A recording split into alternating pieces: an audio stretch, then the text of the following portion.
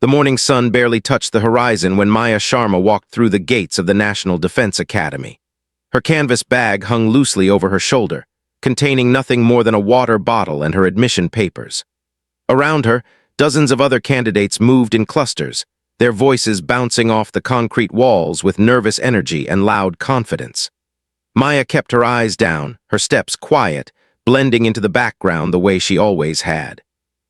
Before we dive in, tell us, where in the world are you watching from? If you enjoy stories like this, make sure to hit that subscribe button because tomorrow's episode is truly mind-blowing. Let's get started. She was 17 years old, thin as a reed, with dark circles under her eyes from too many late nights studying by candlelight. Her village didn't have reliable electricity. Her school didn't have a shooting range. In fact, she had never held a real gun before today. But she had scored perfectly on the written examination, and that had earned her this chance, this one opportunity to prove she belonged somewhere other than the cotton fields of her hometown. The training ground stretched out like a massive concrete desert. Targets lined up at various distances, some closer, some so far away they looked like tiny dots. The morning air smelled of gun oil and fresh paint.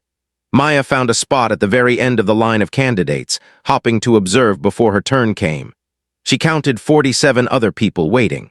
Most of them looked like they had been preparing for this their entire lives, with expensive training gear and confident postures. Major Vikram Rathore strode onto the field at exactly 8 o'clock. He was a tall man with a thick mustache and a chest full of medals that caught the morning light. His boots made sharp sounds against the ground with each step.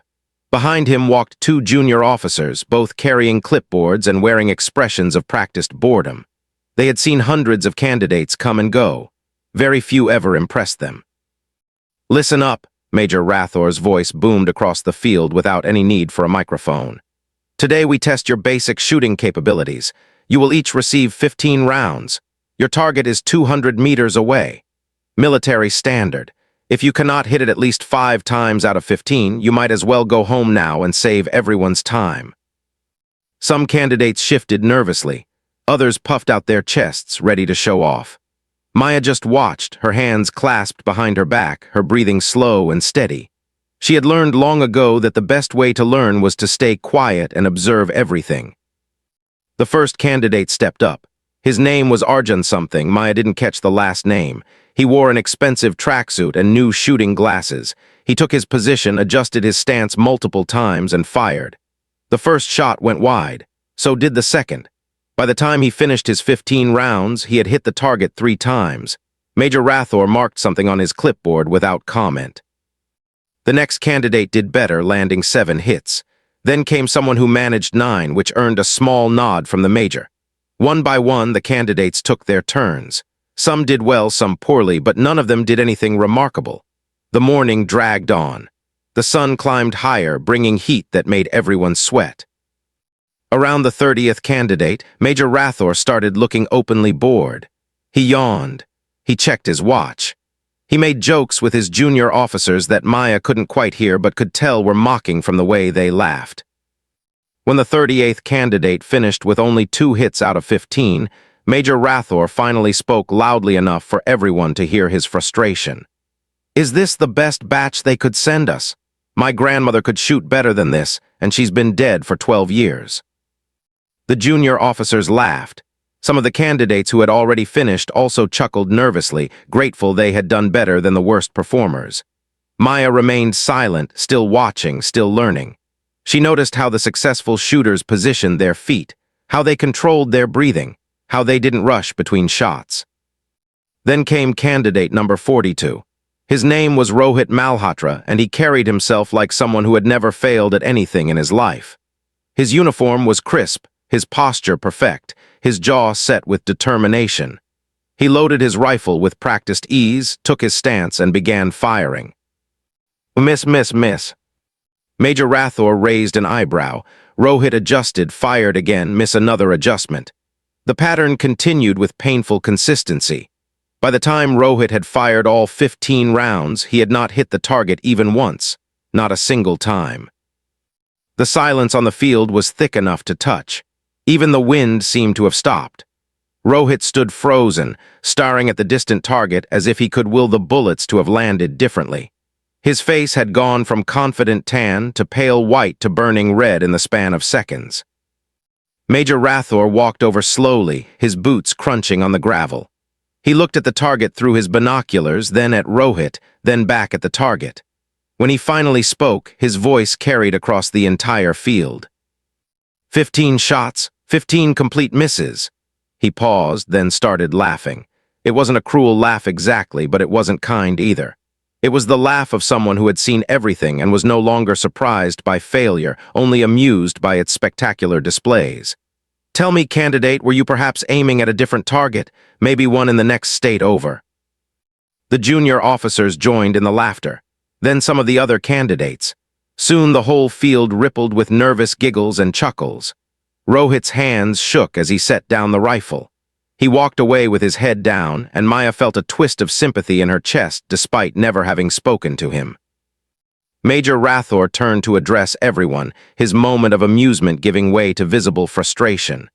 This is pathetic, absolutely pathetic. We're trying to build a defense force, not a comedy show. If this is the quality of candidates we're getting, we might as well. He stopped mid-sentence, his eyes scanning the remaining candidates. There weren't many left now, maybe 6 or 7. His gaze landed on Maya, standing at the very end of the line, small and quiet and easy to overlook. You there, the girl in the back, you're up next. Maya's heart jumped, but her feet moved steadily forward. She could feel every eye on the field following her. The morning sun had grown hot, and sweat made her simple cotton shirt stick to her back. She reached the shooting position and picked up the rifle. It was heavier than she expected, cold and solid and real in a way nothing in her life had ever been. Major Rathor walked over, still riding the wave of his earlier amusement. He looked her up and down with barely concealed skepticism. She was so thin, the rifle looked almost too big for her to hold properly.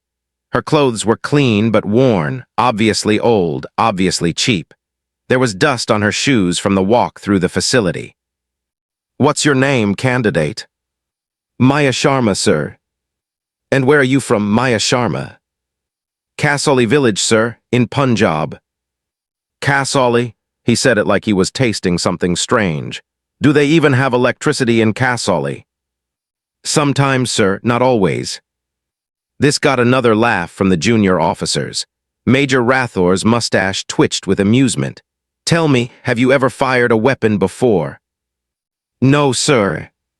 No, not even an air rifle, a toy gun. No, sir. Major Rathor turned to his officers, spreading his hands in a gesture of theatrical disbelief. Gentlemen, we have before us a candidate from a village without electricity who has never touched a gun, taking the advanced military shooting test. He turned back to Maya. This should be interesting. Tell you what, just try not to hurt yourself when the recoil hits you, yes. More laughter. Maya didn't respond. She just looked at the rifle in her hands, feeling its weight, its balance. She had read about guns in books. She had studied physics and angles and force distribution late at night while her parents slept.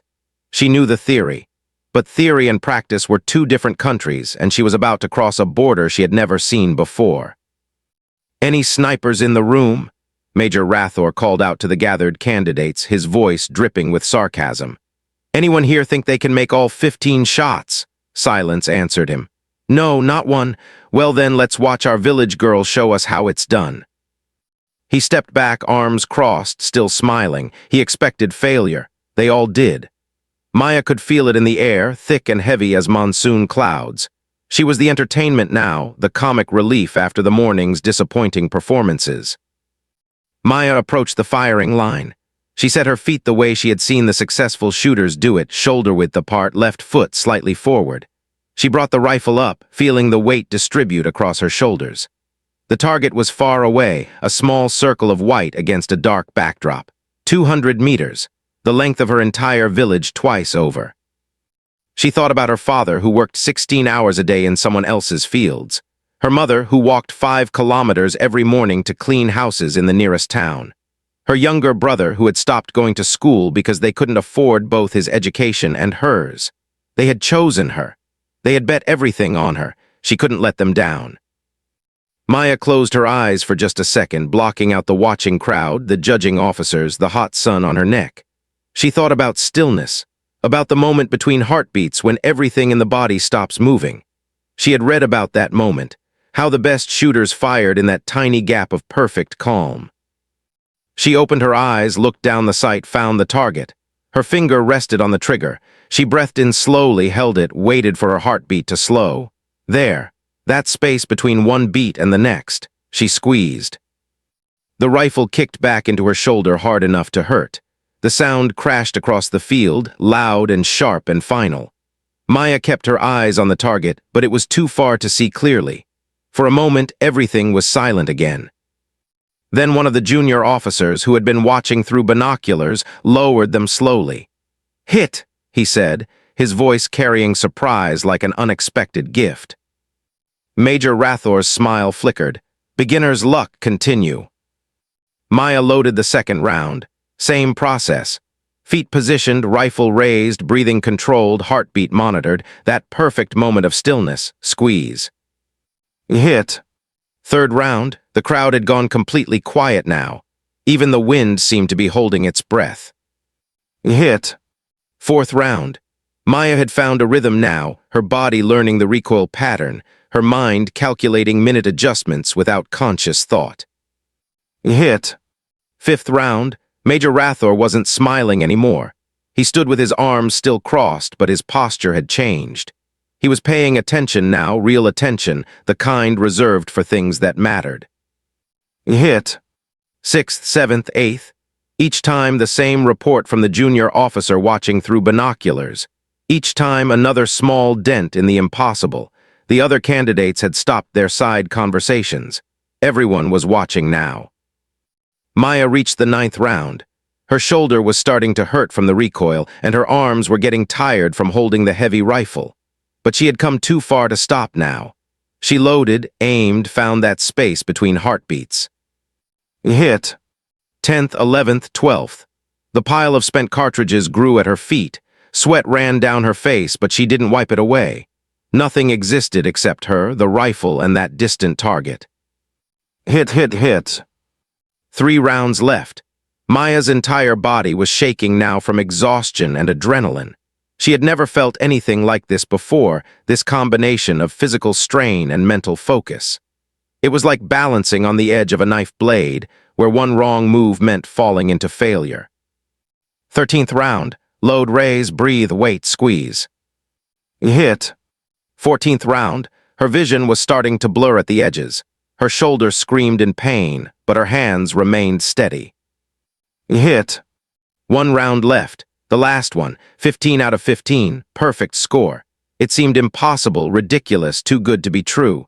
Maya loaded the final round with hands that trembled slightly. She took her stance one more time, but something felt different now. The pressure of perfection weighed on her like an extra gravity. Everyone was watching. Everyone was waiting to see if she would miss this last one, if she was human after all. She almost rushed it, almost fired too quickly. But something inside her, some stubborn piece that had survived 17 years of poverty and doubt and being overlooked, made her stop, made her breathe, made her wait for that perfect moment. When it came, she fired. The sound echoed across the field, then faded into silence. The junior officer with the binoculars stared through them for a long moment. When he finally spoke, his voice was carefully neutral, professionally controlled. Hit 15 out of 15, sir. Perfect score. For a moment, nobody moved. Then Major Rathor walked over to the junior officer and took the binoculars from him. He looked at the target himself, studying it carefully. Maya stood at the firing line, the rifle still in her hands, not sure what to do next. Her whole body was shaking now, the adrenaline wearing off and leaving behind pure exhaustion. Major Rathor lowered the binoculars. He looked at Maya for a long time, his expression unreadable. When he finally spoke, his voice had lost all traces of mockery. "Where did you learn to shoot like that?" "I didn't, sir. This was my first time." "That's impossible." "It's true, sir." He walked closer, studying her face as if looking for signs of deception. "You're telling me you've never fired a weapon before today, and you just shot a perfect score on a military standard test?" "Yes, sir." "How?" Maya thought about how to explain it.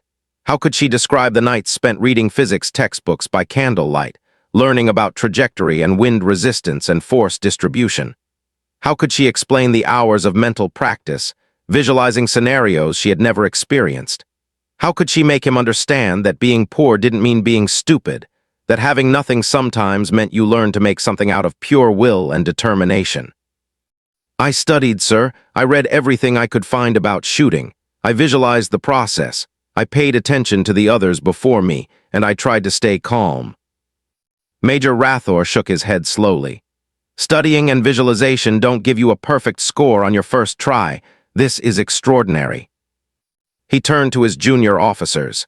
Get Commander Nair, tell him we have something he needs to see. One of them jogged off toward the main building. While they waited, Major Rathor had Maya demonstrate her stance, her grip, her breathing technique. He asked questions, lots of them, trying to understand what he had just witnessed. The other candidates watched in silence, their earlier amusement replaced by something between respect and disbelief. Commander Nair arrived 10 minutes later. He was an older man, gray-haired and serious, with eyes that looked like they had seen every possible variation of human capability and were no longer easily impressed. Major Rathor explained the situation, showing him the target through the binoculars. Let her shoot again, Commander Nair said. Different target, 300 meters this time. Maya's heart sank. 300 meters, that was 50% further. She was exhausted. Her shoulder was bruised from the recoil. Her arms felt like rubber, but she nodded. They set up a new target at the 300-meter mark. It looked impossibly small, barely visible. They gave her 15 more rounds. Maya took her position, feeling every eye on her now with even more intensity than before. The pressure was enormous. What if the first time had been luck? What if she couldn't do it again? But then she thought about her brother, sitting at home while she was here. She thought about her parents, who had sacrificed everything. She thought about every person in her village who had told her that girls from places like Kassali didn't become soldiers, didn't achieve great things, didn't matter in the big world. Maya loaded the first round. She couldn't afford to miss, not even once. She found her stance, her breathing, that moment between heartbeats. She fired. Hit. Second round. The exhaustion was overwhelming now, but she pushed through it. Found the calm, fired. Hit. Third, fourth, fifth. Each time the same result. Each time another small piece of the impossible becoming possible. Her body was failing, but her mind remained clear, focused on that single point in the distance. Hit, hit, hit. By the 10th round, Maya was firing on pure determination. Her shoulder was numb. Her vision swam, but her hands stayed steady, her breathing controlled, her focus absolute. 6, 7, 8, 9, 10. All hits. 11, 12, 13, 14. 4 rounds left, then 3, then 2, then 1. The last shot felt like it took all the strength she had left in her entire body. When the rifle fired, she nearly dropped it. Hit 15 out of 15, sir. 300 meters, perfect score. Commander Nair took the binoculars and looked for himself. When he lowered them, he looked at Maya with an expression she couldn't quite read. It might have been respect. It might have been calculation. It might have been both. What's your accuracy at 500 meters? He asked. Maya blinked. I don't know, sir. I've never tried. Let's find out. They spent the next 2 hours testing her. 500 meters, 700 meters, different conditions, different positions, different rifles. Maya shot until her shoulder was one massive bruise, until her hands wouldn't stop shaking, until she could barely stand. And at the end of it all, when they tallied up the scores, she had hit 4,200 out of 4,500 total shots across all distances and conditions. 4,200 hits, 93.3% accuracy across distances that most trained soldiers struggled with, on her first day ever holding a real weapon. Commander Nair dismissed the other candidates. He asked Maya to sit down before she fell down. Someone brought water and a medical officer to look at her shoulder. While they worked, Commander Nair sat across from her, his eyes thoughtful. Miss Sharma, what you did today is not normal. It's not even extraordinary. It's unprecedented. I've been in the military for 32 years. I've trained thousands of soldiers. I've never seen anything like this. Maya just nodded, too tired to speak. Her whole body hurt. Her mind was foggy with exhaustion. But underneath it all, she felt something new. Pride, real pride. The kind that comes from proving something to yourself, not to others. "I'm going to recommend you for the Special Forces Sniper Program," Commander Nair continued. "It's an advanced training course, very difficult, very demanding, but I think you have potential that would be wasted in standard infantry. Does that interest you?" Maya looked up at him, her tired eyes suddenly sharp. The Special Forces, the highest level of military service, the place where ordinary people from villages without electricity weren't supposed to go. "Yes, sir, very much." Commander Nair smiled, just a small one. "Good. Be here tomorrow at 6 in the morning. Don't be late." That evening, Maya walked back to the small room she was renting near the academy. Her whole body ached. Her shoulder was wrapped in bandages. Her hands still trembled slightly from the hours of shooting, but she felt lighter than air. She thought about calling her parents, but the phone in their village only worked sometimes, and this wasn't something she could explain over a crackling line. Instead, she sat by the window and watched the sun set over the city, thinking about the impossible thing that had happened today. Tomorrow would bring new challenges.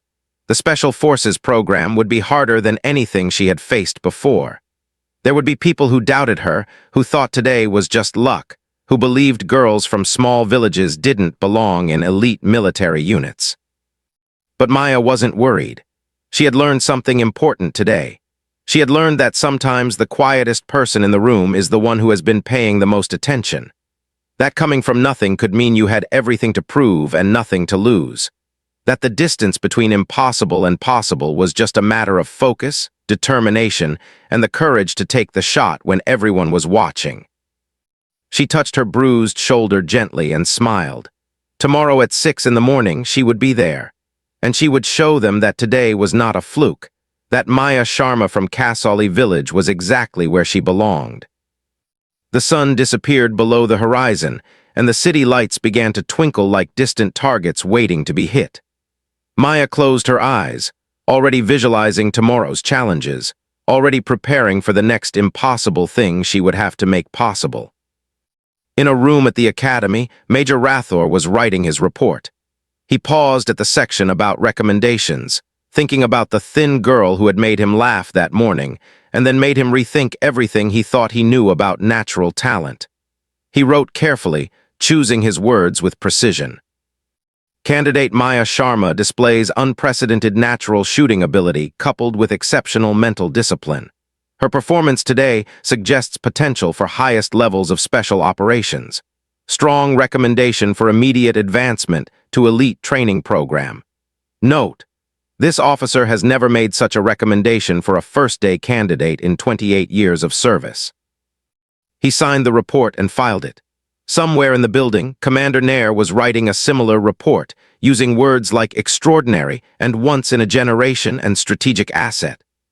They didn't know that Maya was sitting in her small room, not celebrating, not resting on her achievement, but already studying, already preparing, already focusing on the next target. That was the real secret that nobody understood yet. It wasn't that Maya was naturally gifted, though perhaps she was. It wasn't that she was lucky, though luck had played its part. The real secret was simpler and more powerful than that. Maya Sharma had spent her entire life being underestimated, overlooked, and dismissed, and she had learned to turn that invisibility into her greatest weapon. While everyone was looking elsewhere, she was watching, learning, preparing. And when her moment came, she was ready. The next morning, she would prove it again, and the morning after that, and every morning after that for years to come, until the quiet girl from the village without electricity became the legend that instructors told new recruits about. The story of how someone scored 4,200 hits when everyone expected her to miss. The story of how impossible became possible, one perfect shot at a time.